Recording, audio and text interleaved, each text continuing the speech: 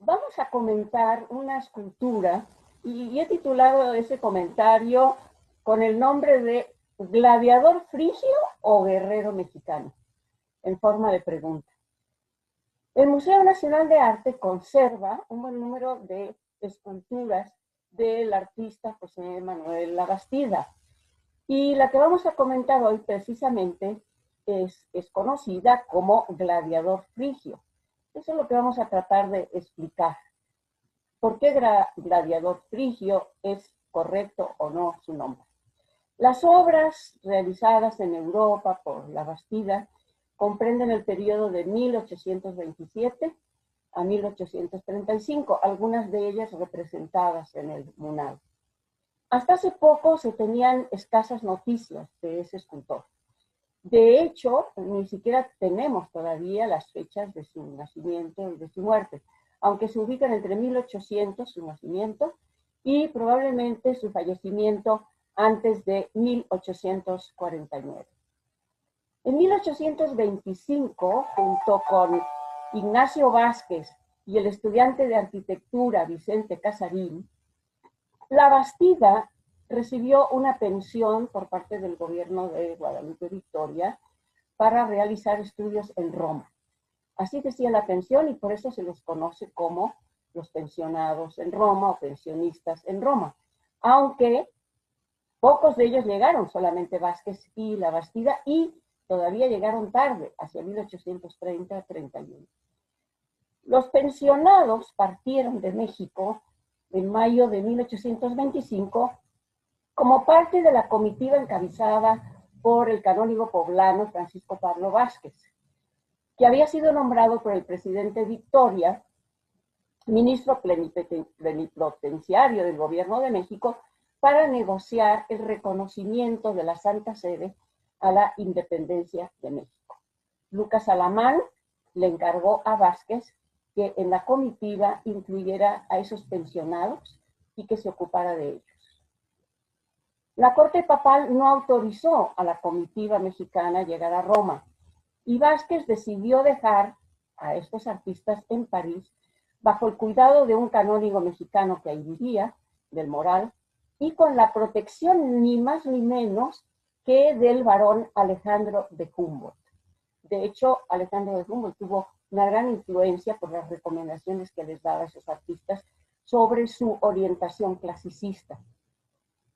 Fue Humboldt quien recomendó como maestro de Labastida el escultor en aquel momento ya muy reconocido, italo-francés Nicolas Raggi, que fue quien perfeccionó a Labastida en lo que sería la técnica, el arte de la escultura. El fruto más notable de esta época, ya lo sabemos, es Libertas Mexicana, que también exhibe en el MUNAL, pero que en realidad no tiene que ver con la independencia de México, sino que celebra el primer convenio entre Francia y México, que era un convenio comercial, no de reconocimiento todavía diplomático. Hace unos pocos años localizamos la correspondencia que Labastida sostuvo entre 1829 y 1831 desde Carrara. Le escribe Labastida al que considera su mentor, Francisco Pablo Vázquez. Y estas cartas permiten seguir paso a paso, a veces casi día a día, la ejecución de dos esculturas que durante muchos años se titularon Gladiador frigio, que es la que vamos a comentar, fechada en Carrara en 1829, y Gladiador romano, también en Carrara, pero de un año después, 1830.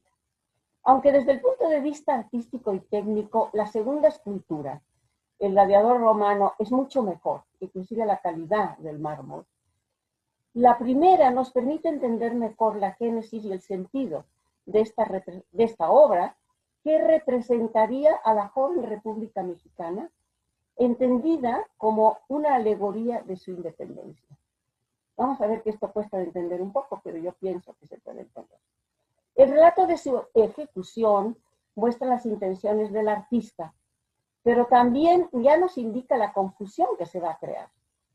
En abril del 29, recién llegado a Carrara, Labastida le escribió a Vázquez. Vázquez estaba en Florencia porque insisto, Roma no le daba pasaporte para entrar en la ciudad.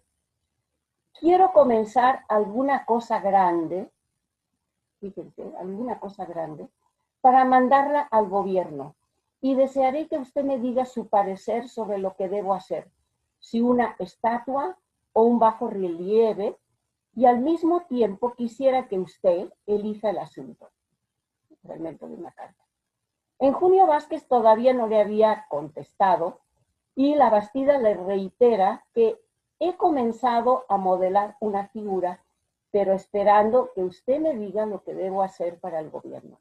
En todo caso, en cartas posteriores, se vislumbra que la Bastida hubiera preferido hacer una figura de América, pero que tuvo que renunciar a la idea por la dificultad de encontrar modelo femenino. Es así como se decide por, cito otra carta de junio, un guerrero en acto de defender la libertad, el cual ya he comenzado e incluyo a usted un apunte. En la carta está un apunte que espero que podamos ver, porque además es útil porque permite comparar, ¿no?, lo que era su idea inicial y lo que será después la escultura. Y le pide, por favor, tenga la bondad de decirme si le parece bien o si quiere que se cambie alguna cosa. Es probable que Vázquez le indicara cambiar alguna cosa. Vamos a ver. La comparación de ambas obras nos permite ver dos detalles que tienen que ver con la interpretación de la obra. El canónigo Vázquez, que era una persona culta y conocedora del arte, ya previó la posibilidad de una interpretación errónea de la escultura, porque le dice, no hay ningún símbolo de mexicanidad.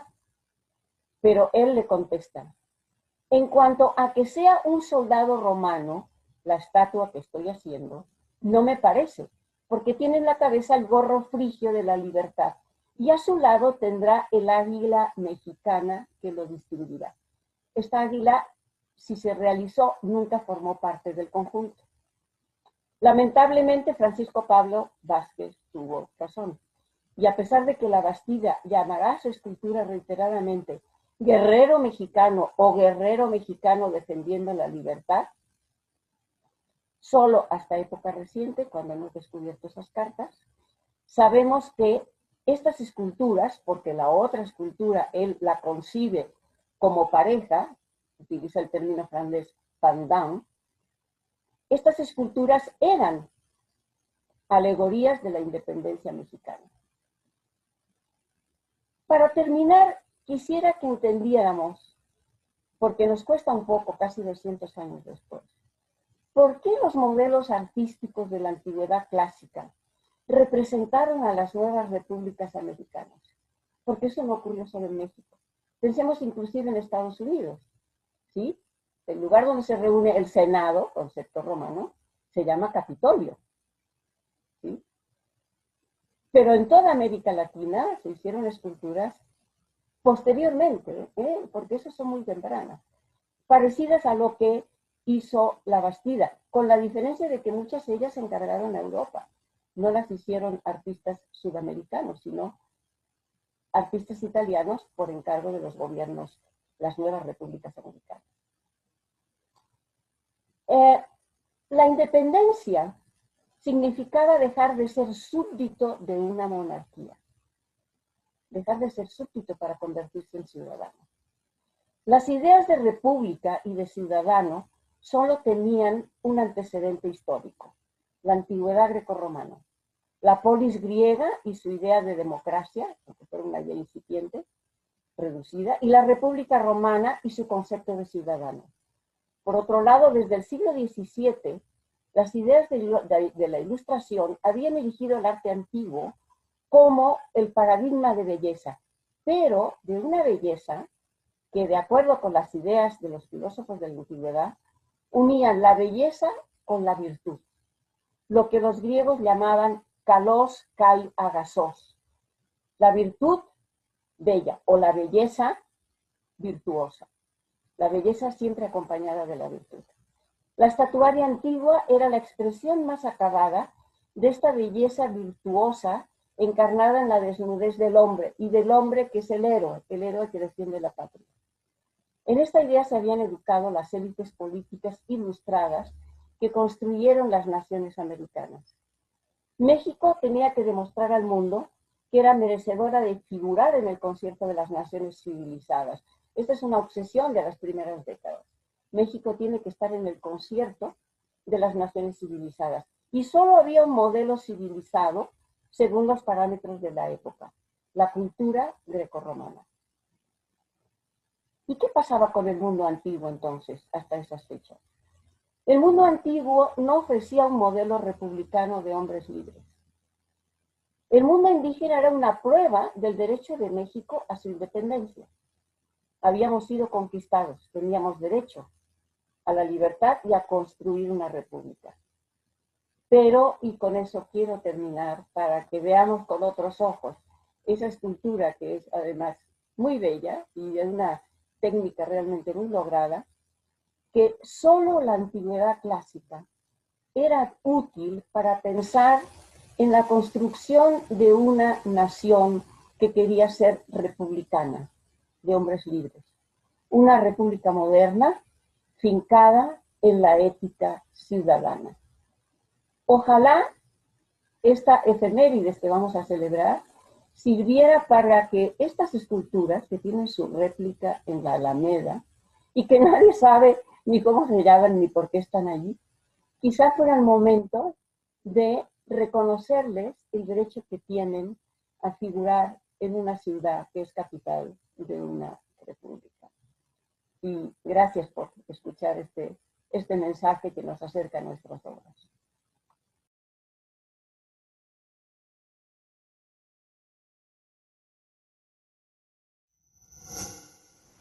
Gobierno de México.